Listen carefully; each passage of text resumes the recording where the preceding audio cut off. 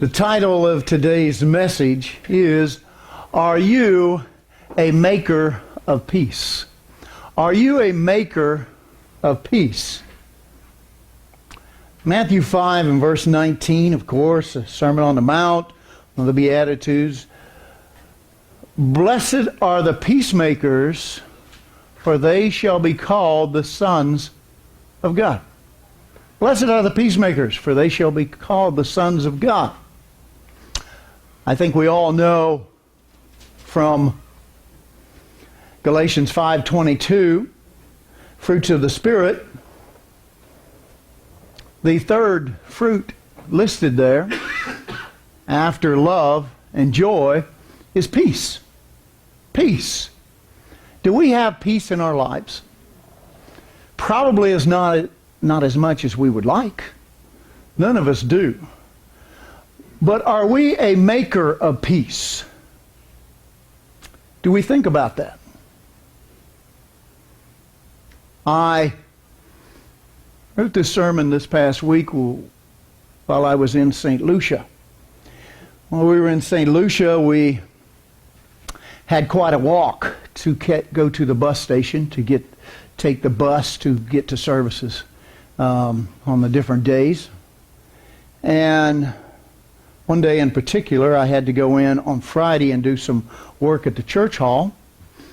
And so it's about a half a mile, maybe 3/4 of a mile from where we're staying to the bus stop. And then once you get on the bus, it's another 25, 30 minutes into town.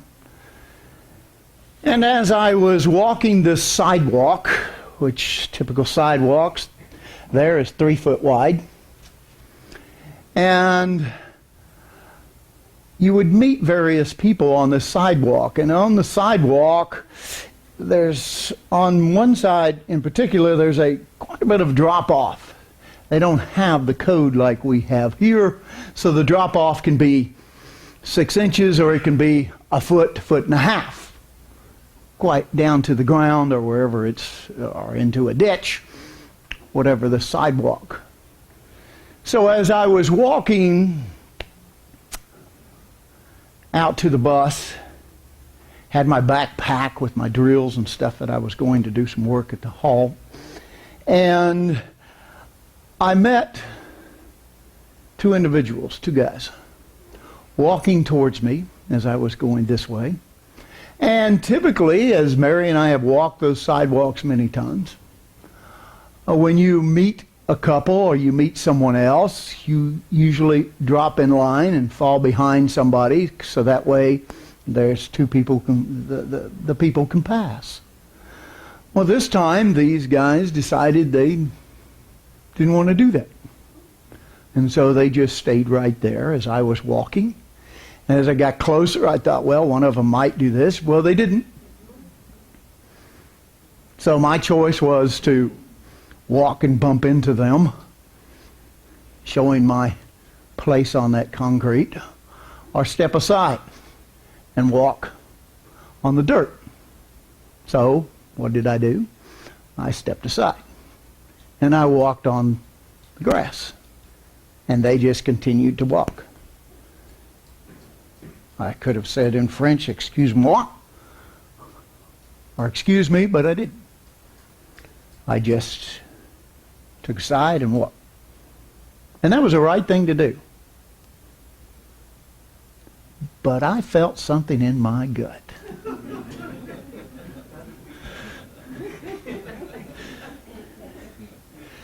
And I'm like, that's rude. And you know, the interesting part was, came back that evening,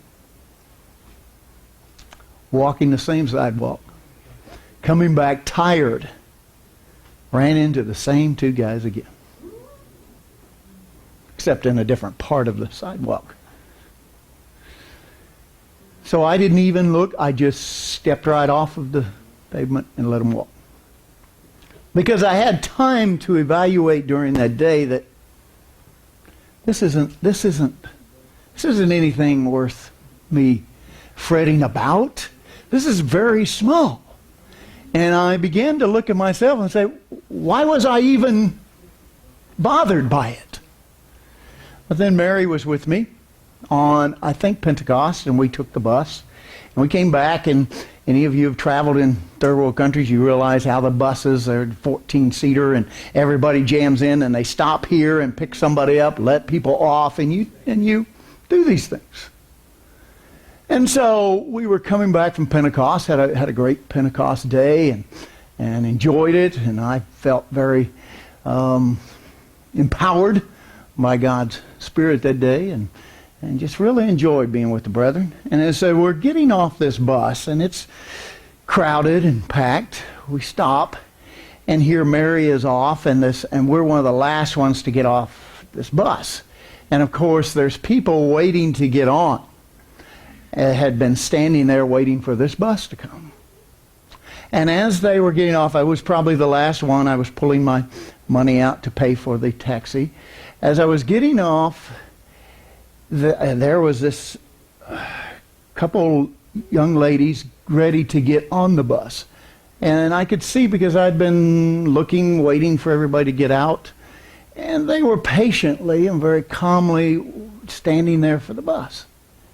And as I start to step out of the bus, here comes this young man, maybe 17 or 18, almost knocking me out of the way to get on the bus.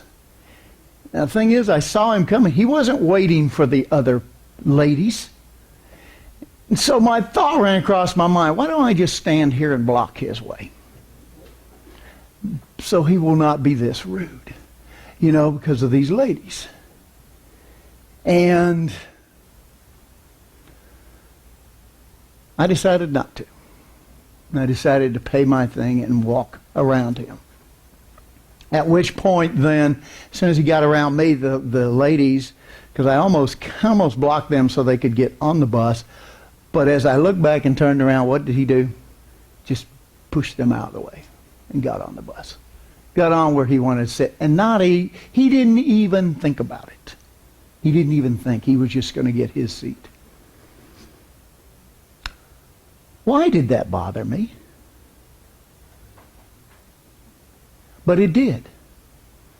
It did. And so it was the catalyst of this sermon. I had to question myself. Do I have anger issues?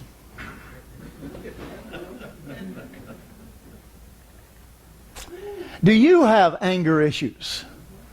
Are you one that refers to Ephesians 4 and verse 26 as, be angry, but sin not? Is that something that you think about? I realize that parents have a unique responsibility. You do. You do. Is that you have to be angry, but it has to be a controlled anger when you discipline your children. In a way, that's what God wants us all to be able to control our anger. But He also asks us to be peacemakers, to be makers of peace, to find a way to make peace every single day, in every single event. That's a big task. It's a big task for us. For me, I realize I thought I controlled my anger very well over the years, as I had to battle that. Because I came from a family that my father wasn't that way. And my grandfather definitely wasn't that way. They didn't control their anger. They let it roll till my father changed. But I realized that I had the opportunity to be a maker of peace rather than try to change people, because that's not my job. And that's God's job. My job is to change me, not to change other people.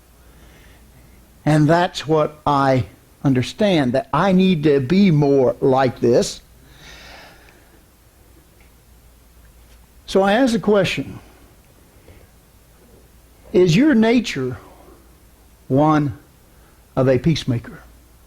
Is that in your nature? Because I realize that God has to change my nature. Because we men typically are not great peacemakers. Are we men? You know?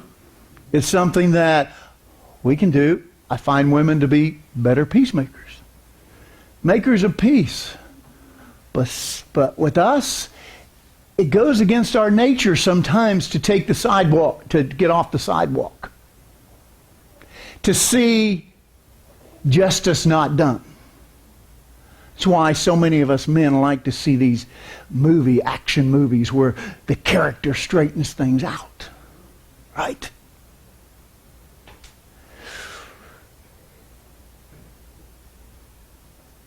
Is our nature that of a peacemaker? I look in this Bible, I look in these scriptures, and I see this. And I see the first two brothers. One appeared to be probably a peacemaker, and the other had anger issues, didn't he? Cain and Abel. And it's interesting because Neil has 3 boys, but all 3 of their natures and characters and personalities are different. And that takes even more adjustment. I remember a very good friend of mine in the church in Tennessee. She had her first child. It was this girl, Laura Beth Childers. And Laura Beth, just the best girl you could think of, and just always kind and everything else. And she said it was such a joy, is that she would just play, and she never gave any problems, never gave any trouble. She slept at night the entire time, and everything was just great. She said this was wonderful, so we decided to have another one. And it was a boy, and his name was Brian. And Brian was everything that Laura Beth was not. He's all boy. He's all man now. A great guy. But he was just into everything. He just had to know everything. Climb everywhere. Do everything. I once asked her, is that the reason you only had 2? But we look at the story of Cain and Abel. Cain couldn't control his anger. And God said, wait a minute, unless you get a hold of this thing's going to get a hold of you. And it's going to own you. God wanted to make Cain a maker of peace. It didn't work. Did not work. When you go back and you look at the story of Moses, as great a man as Moses was, as the Bible says, the most humble man on the earth at the time, he had anger issues. And what got him sent into the desert for 40 years? He lost his temper, didn't he? And he killed a man because he saw injustice, he felt like. And he wanted to take it into his own hands. Later, that same anger is what kept him from going into the promised land, didn't it? He got angry at the people. God said, just talk to the rock and water will come out. But he said, do I have to? And he struck do I have to bring water for you? So it is an issue for people.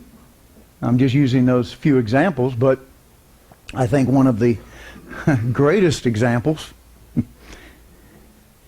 is a story of two brothers who were hotheads. They were both angry. And they took it out on people. And in one particular instance, the instance is called the story of Dinah. Story of Dinah. Dinah was Jacob's only daughter, and she had all these brothers. And she had two brothers, Simeon and Levi. And I won't read the story since you can read it, it's in the scripture, but I think you remember well how Dinah decided to go into a town, at which time it says that she went in to meet the other ladies, young girls at that time. She went into town, and the prince, the king's son, saw her and wanted her and took her and raped her. But then the prince, the words, and that's why it's a great story to read, said he spoke tenderly to her and he fell in love with her, and he was very much wanted to make her his wife. And so the king and the prince went to see the father, Jacob, and wanted to make a deal with them, wanted to show that he wanted her hand. And then the brothers showed up, and they were very upset. And they said, "There's nothing, you can't make this wrong into a right except by one way. All you men in your village and in your kingdom need to be circumcised." And so they decided to do it. At which time, then, says on the third day, when the men had not fully healed, Simeon and Levi go in with swords and kill every single man. Kill the king, kill his son, and every living man in the place. And then, they not only steal, they take all the wives, they take all the cattle, they take all the crops, everything. They took it all. And Jacob was upset, of course. But you see from the story that everybody knew that these two had a problem, especially Simeon. And years later, when Joseph is thrown into the pit,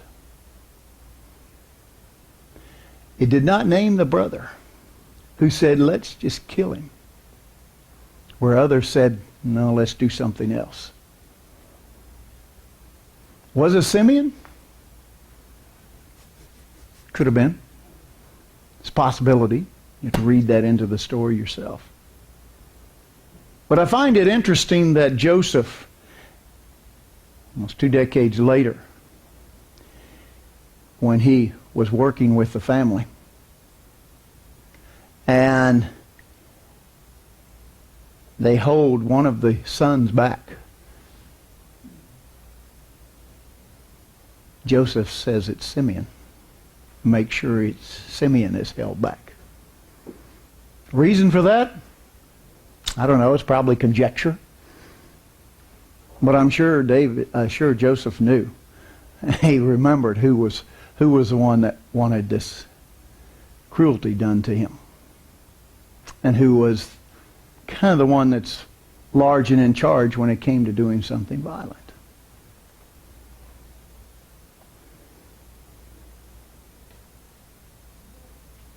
David, 1 Chronicles 23, verse 11. Let's go there if you will.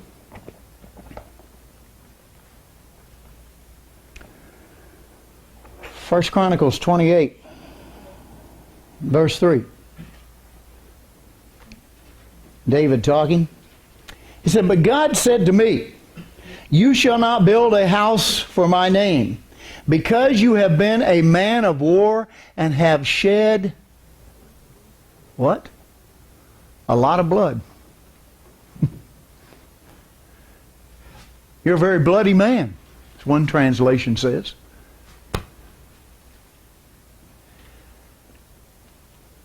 He was required at one time to have Saul's daughter bring in 100 foreskins of the Philistines. Saul, hoping that he wouldn't be able to do that, what did David do? He brought 200 in that night. Would you say David had an anger issue?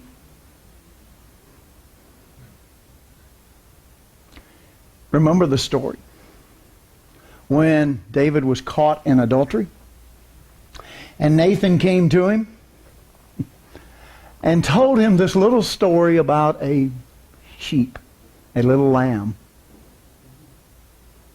that this rich guy had just gone over to his poor neighbor and just took it and then killed it because he had guests there.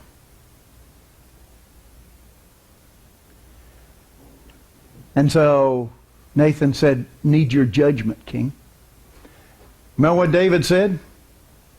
"Kill that man! How dare he do that?" If he'd had a sword and the man in front of him, he would have slain him right there. Remember what Nathan said? "You are that man. You are that man." So has God had to work with people with anger issues or ones who are not makers of peace? Absolutely. This book is full of them. Full of them. But he wants that. He wants there to be makers of peace on this earth now. Remember Peter? Ear chopper Peter? Pulled out that thing and chopped that ear off. Except the thing was, he wasn't aiming for the ear, I don't think. Do you?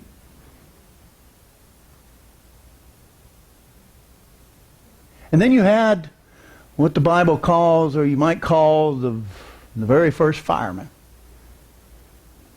Before they were firemen, James and John, who asked Christ, "Let us call fire down from heaven, burn these people up." How dare they? Christ didn't cast them aside, did he? He wanted to work with them. Why? Because he knew they would be ministers in his church. They would be apostles. And they had to be worked with. Just like we have to be worked with. And what is Christ called? One of his names? The Prince of Peace. The head of the church. One of his titles is the Prince of Peace. And we will serve under him and with him for eternity in the kingdom of God. If we can be makers of peace. Blessed are the peacemakers. Another translation in the Old English is, happy are the peacemakers, for they shall be sons of God. Every day we're presented with the opportunity to be a maker of peace. Every day something comes into my life, and I think it does in yours too, that allows us to start looking at ourselves, seeing if we can get this human nature under control. Do you have yours?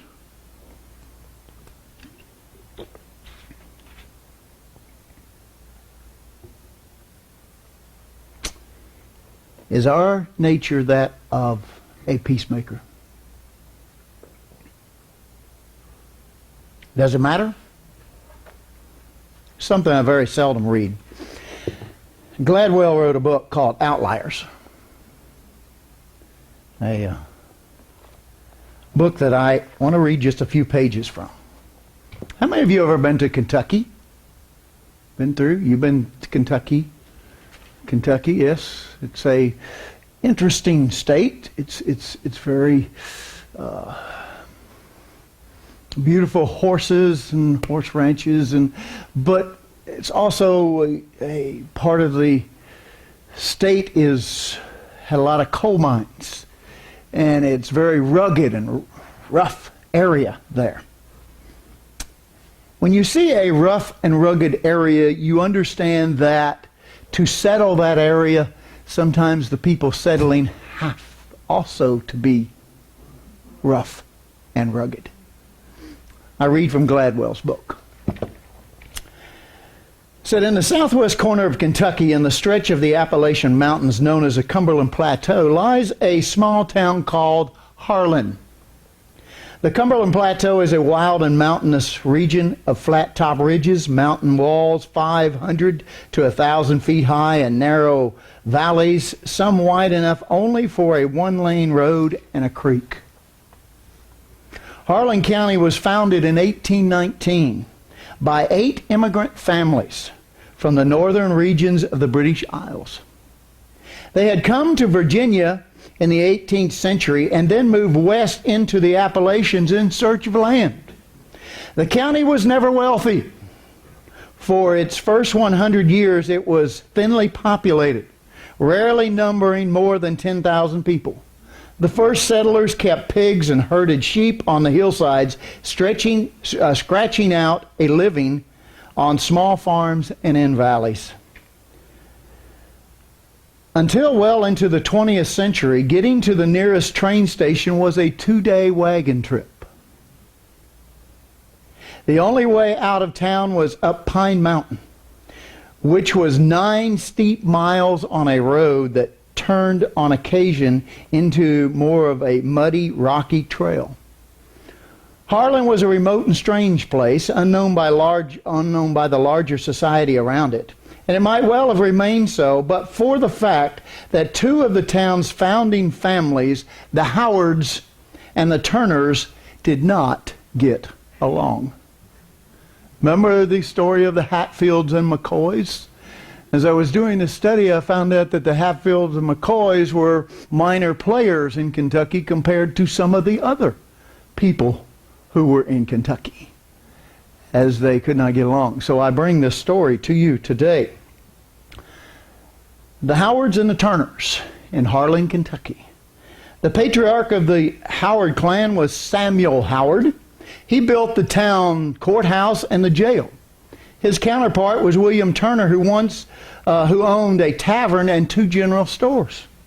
Once a storm blew down the fence to the Turner property and a neighbor's cow wandered into the land. William Turner's grandson, Devil Jim, as he's called, shot the cow dead. The neighbor was so terrified to press charges that he fled the country. Another time, a man tried to open a competitor to the Turners' general store. The Turners had a word with him. He closed the store and moved to Indiana. These were not pleasant people. One night, Wicks Howard and little Bob Turner, the grandsons of Samuel and William, respectfully played each other in a game of poker. Each accused the other of cheating. They fought. The following day, they met in the street, and after a flurry of gunshots, little Bob Turner lay dead with a gunshot blast to the chest. A group of Turners went to the Howard's general store and spoke roughly to Mrs. Howard. She was insulted and told her son, Wills, about it. The following week, he exchanged gunfire with another of the Turners' grandson, young William, on the road to Hagen, Virginia.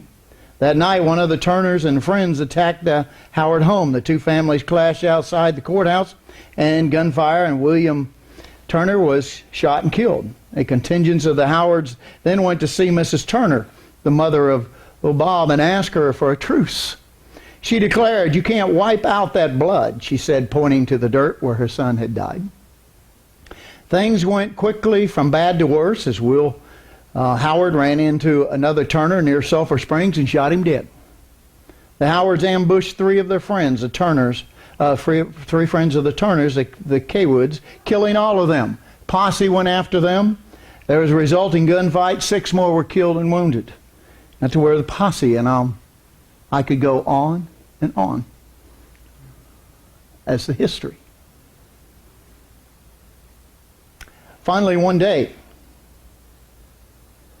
Will Turner's mother snapped at him, "Stop that!" when he staggered home howling in pain after being shot in the courthouse gun battle with the Howards. "Die like a man, like your brothers did," she said.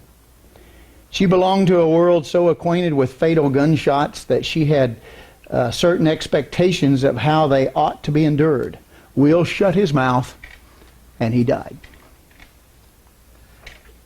One final little story here. A writer that was looking at this area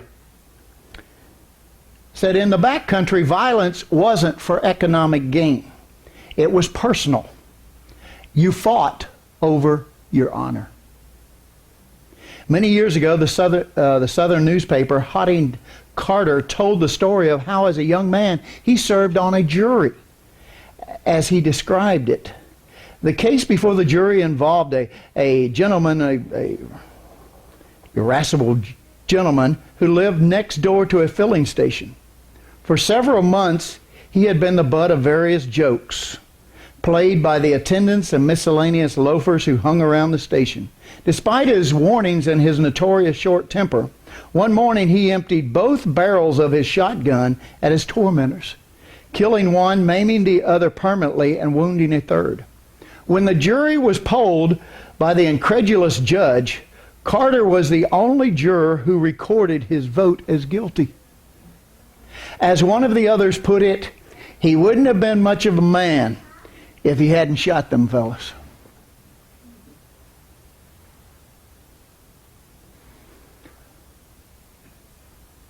It's how they lived.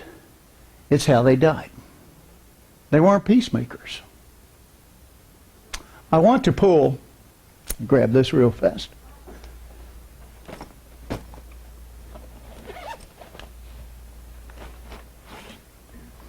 I'd like you to go with me. I'll read from the New Living Translation. I'd like you to go with me back to Genesis.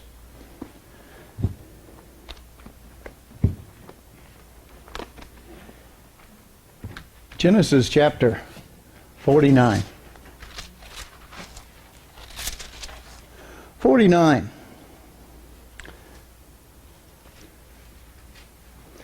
Verse 1. So then Jacob called together all his sons and said, "Gather around me, and I will tell you what will happen to each of you in the days to come." These are the sons that he was addressing before he died. And if you go down to verse 5, and I read from the New Living Translation, Simeon and Levi are two of a kind. Their weapons are instruments of violence. May I never join in their meetings. May I never be a part of their plans. For in their anger they murdered men, and they crippled oxen just for sport. A curse on their anger, for it is fierce. A curse on their wrath, for it is cruel. I will scatter them among the descendants of Jacob. I will disperse them throughout Israel. Simeon and Levi lived by a code that if you hurt me, I'm going to hurt you twice as bad.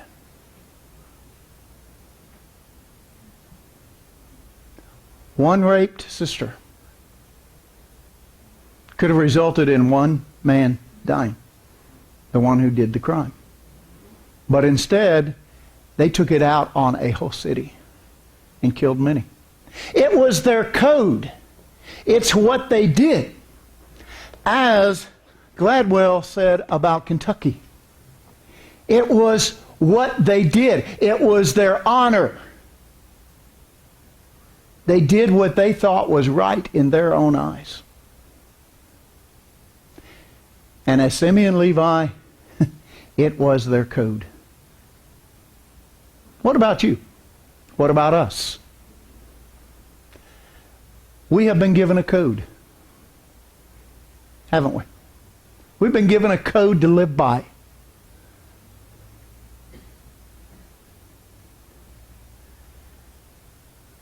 And that incredible code is something that we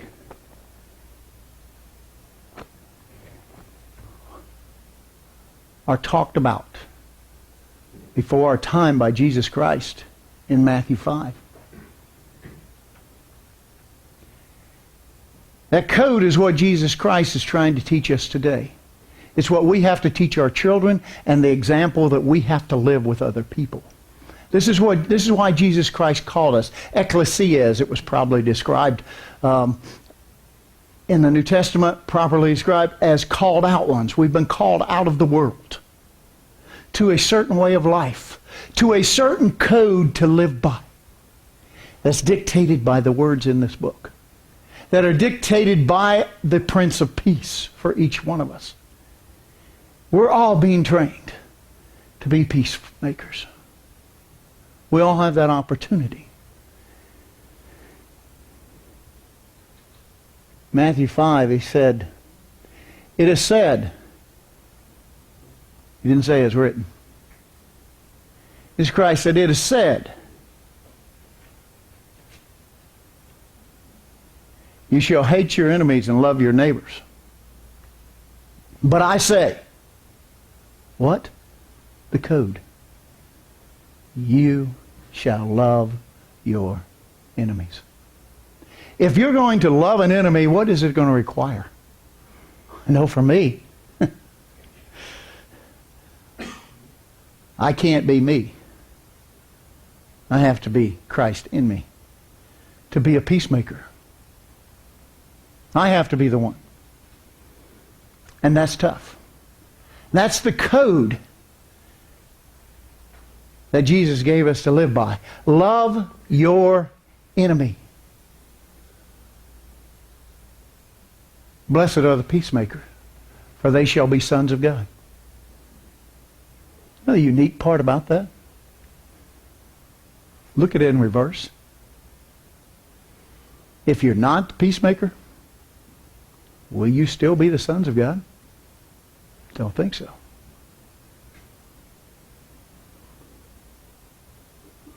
I still have some work to do. I don't know about you. These are something that I want to do. But in Romans 12 and verse 18, Romans 12 and verse 18, Paul's addressing the church in Rome, and hey, there were some issues there. But he said, if it is what? Possible, as much as is up to you. You got it? If it is possible, as much as depends on you, live peaceably with all men, or all mankind. Do you know what that does? That puts it on us. As much as possible, because sometimes some things aren't possible. They knew that from the Roman government. As much as depends on Chuck Smith. It's all on me. But it's also on you if you follow the teachings of this word.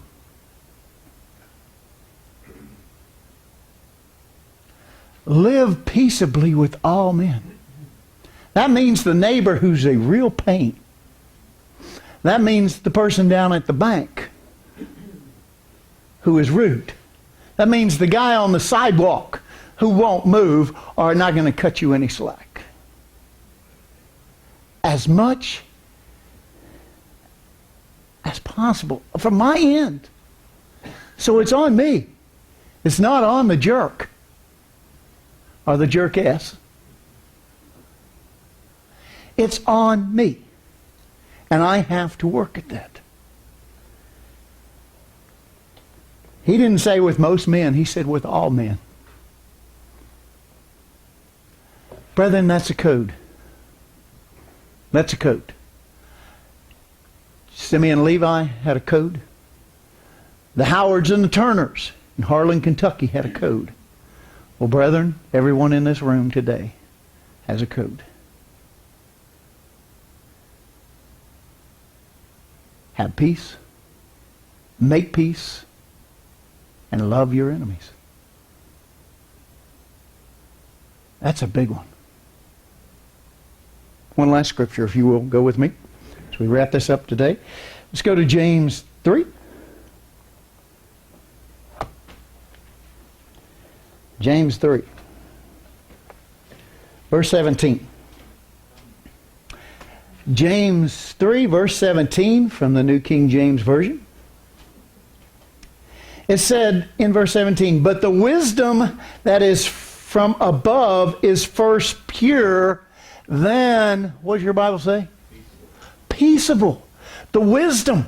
So it's not our wisdom, it's God's wisdom that knows we need to have not only peace in our personal life, but peace with others, all mankind. Isn't it amazing how one person that can cause you grief can steal your personal peace? Can make you lose sleep at night because you're upset. And they're sleeping like a baby. Isn't that amazing? And God said, don't let that happen. One translation says that we are to pursue peace. Pursue peace. The problem is, I don't always want to do that. But the code says that's my responsibility, that's my job. To be a maker of peace, I have to pursue peace. So let's finish with this. But the wisdom that is from above is first pure, then peaceable, gentle. Whew, that kind of comes with the peace thing, doesn't it? Seen somebody that has peace in their life and they're pretty gentle. We kind of like hanging out with people. We kind of like spending a little time with them because they're not always stirring the bucket.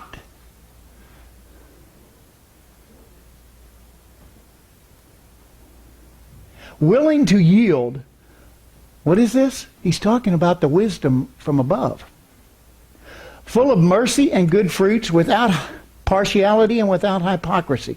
Now the fruit of righteousness is sown in peace by those who do what? Make peace. Make peace. So we want peace in our life. We have to make it. We have to use the wisdom of God. I think it's an incredible lesson for us that we can be makers of peace. And let's face it, in a world that does not have peace or does not want peace, we have political parties that just want to fight. And they control half of the country. One side does, the other side, it's like split right down the middle. Now, we may have leanings, we may agree with this point and this point and this point, but where are we?